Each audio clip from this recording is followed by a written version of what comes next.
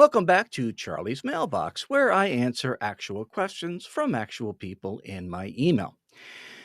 This time, the question is, how do I schedule send a Google form? Now, this came from a teacher who was offering a first come, first serve opportunity to students, and therefore wanted to be sure that all students had equitable access. Now, you may have noticed that when you send a Google form, there is no option to schedule it for, say, sometime in the future and release it then. You have to put in all your email addresses and click send right then and there. And that works fine, I suppose, if you're available at the time that you want it to be released.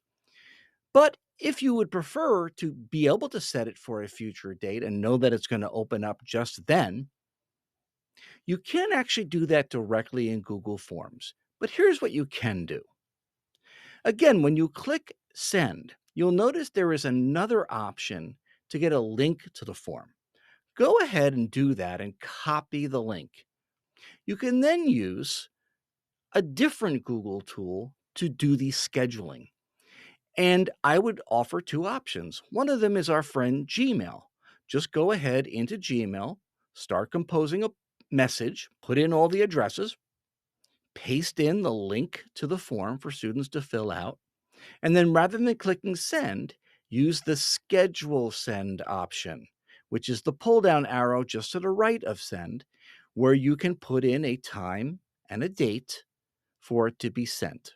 This, by the way, is a handy tool to use for other situations where you want to delay the sending of an email until an appropriate time.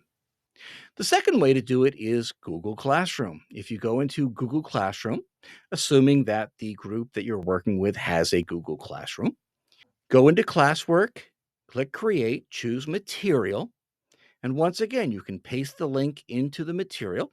Note, by the way, it's better to do it this way than it is to click on the Google Drive icon when working with a Google form.